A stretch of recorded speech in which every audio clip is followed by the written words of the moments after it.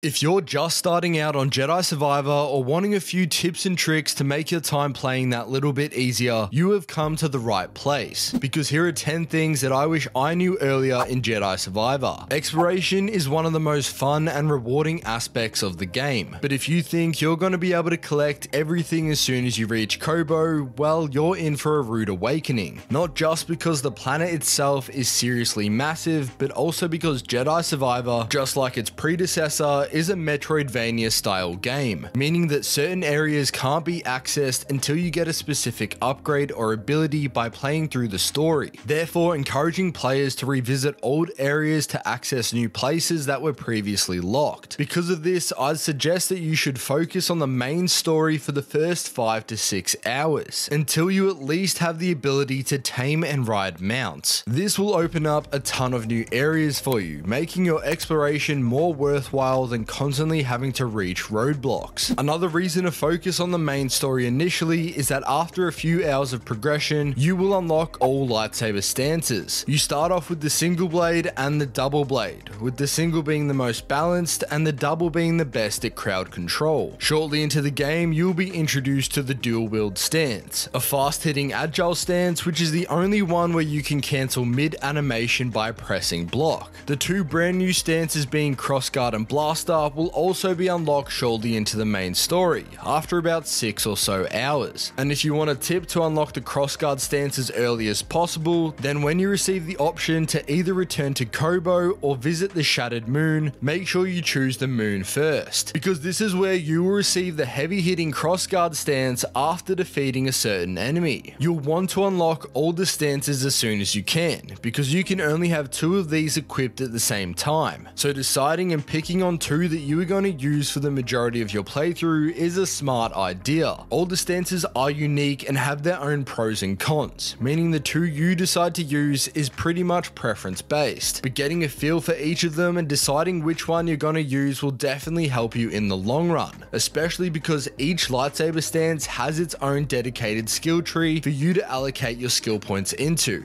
Doing so will unlock new animations, moves, and abilities for each of your stances, so to avoid wasting and scattering your skill points, spending them in the 2 stances you are going to main is the smartest way to spend your experience. In saying this, there is a respec system in Jedi Survivor which will allow you to reallocate your skill points. The first time you do this, it will be free of charge, but each time after, it will cost you 1 skill point. And although they aren't overly difficult to obtain, if you're early in your playthrough, you likely don't have many, so allocating them wisely and not wasting them on respecs would be your best option. If you find you're in need of some extra skill points, then you definitely need to unlock this perk, which will give you a significant boost to your experience each time you defeat an enemy. You can get this perk from Z Shop on the 2nd floor of the cantina in Rambler's Reach. It will cost you 5 data discs to purchase, and you can find these out in the world and are one of the materials that have the glinting effect on the floor. They are mainly found in the High Republic areas and ancient Jedi chambers, and in the Forest Array, which you will visit early on, there are plenty to be found. Another way to get them is by taking out the scavenger droids around Kobo. They will run away and dig underground when startled, and the easiest way I found to take them out is by slowly approaching them and throwing your lightsaber at them. The experience that you will receive from the wisdom perk will definitely stack over time, and considering you can get it extremely early in the game, it's probably the best one to have equipped to help rack up the abilities and skills for Cal. At the start of the game, you will only have 3 perk slots, with the wisdom perk taking up all 3 of those. You will gain additional slots as you progress through the game, but to get another one early on, head back to Z Shop, and this time buy the additional perk slot for the price of 10 data discs. Stim canisters are by far one of the most important upgrades that Cal can get in Jedi Survivor, and there is a couple that you can find extremely early on and some that you can easily miss. The very first one is found on Coruscant, where you will start the game. After a cutscene where you see the first major boss for the first time, Cal will end up sliding down onto a conveyor belt in the Undercity Meats. Shortly after, you will reach the meditation circle for this area, and from here you'll want to climb up this wall, and if you look straight ahead, you will see the first Stim upgrade. You will have to take on a security droid before you can get it, but doing so will net you your first Stim. This one can actually be easily missed missed, and if you forget to get it your first time round, you won't be able to return back here until much later in the game, so make sure you pick it up. The next Stim you can get requires you to purchase the mysterious key code from Doma Dendra's shop in Rambler's Reach. It will cost you 10 priorite shards, which you will find around the world, much like the data discs, and likewise will also have the same glint effect. After buying it, BD1 will be able to unlock this door in her shop, and inside you will find another Stim upgrade. The third one I'm going to show you can be found near the Basalt Rift meditation circle on Kobo. After making your way up the sloping path, you'll eventually encounter a Mogu, which can be quite a tough enemy to face. Either take it out or run past, but what you want to do is wall run up here and climb onto these vines. Once you make it to the top, take a sharp right and follow this path down to find your next Stim upgrade. The next major tip is to collect everything, from BD scans to chests to even secrets. All will give you either some experience or a cool new cosmetic to try on. And when you're following the main story path, make sure you're collecting all the Force Echoes. Some of these will show mini projections which are mainly tied to the story, and unlike the others, these will give you a massive amount of experience, sometimes even enough to get a brand new skill point. So keep your eye out for these, especially when playing through the main story. A brand new feature added for Jedi Survivor is the ability to fast travel from meditation point to meditation point, something that we all desperately wanted. Throughout the game, there will be many occasions where you revisit certain planets and areas, and having the ability to quickly travel there will save you a ton of time. So definitely make sure you're always stopping by new meditation circles. And just like Fallen Order, there are also plenty of shortcuts that you can activate to help make backtracking so much easier. When you see a cuttable rope or zipline, make sure you interact with them to unlock a new shortcut for you to use. Because of the Metroidvania nature of the game and the sheer size of planets like Kobo, any way to help get around faster is much appreciated. And trust me, future you will be extremely thankful when you're tracking down collectibles later down the line. You will also want to make sure that you're talking to all the NPCs within Rambler's Reach and out in the world. This will be the primary way that you receive rumors, which essentially act as the side missions in Jedi Survivor. There will be several occasions where you get the notification that new conversations are available with people in Rambler's Reach, but you will have to manually find and talk to each of them yourself. And I've noticed that sometimes you will have to engage in multiple conversations with certain NPCs for them to give you a rumor. So it's definitely worth exhausting all the dialogue options when speaking to them. Sometimes these rumors will lead you to an upgrade or a boss encounter. This will also be the main way that you bring new people to Grease's Cantina in Rambler's Reach. For instance, one of these rumors requires you to track down a fisherman named Scuba Stev. After finding him, you can recruit him back to the cantina to look after the aquarium. Even the entire Holo Tactics minigame is unlocked by tracking down Beamer and Tully, who can be found by following a rumor. So if you want to get the most out of the cantina and gain some clues into where you should prioritize your exploration, I'd highly recommend talking to all the NPCs that you can. Next, we have making use of the companion combat system. There'll be certain times throughout the story where you get to team up with either Bode or Merrin and call upon their assistance in a fight. Sometimes in the midst of battle, you can easily forget that by pressing R1 and square, you can get your companion to target an enemy, resulting in the foe being stunned for a few seconds. This can be an extremely useful thing to use, especially when you're facing off against the tougher enemies like the DT sentry droids, allowing you to get a few free hits in while they're locked in place. If you want to learn about more combat tips that will help you in Jedi Survivor, this video is perfect for you, so make sure you check it out. I'll see you guys in the next one, and as always, take care.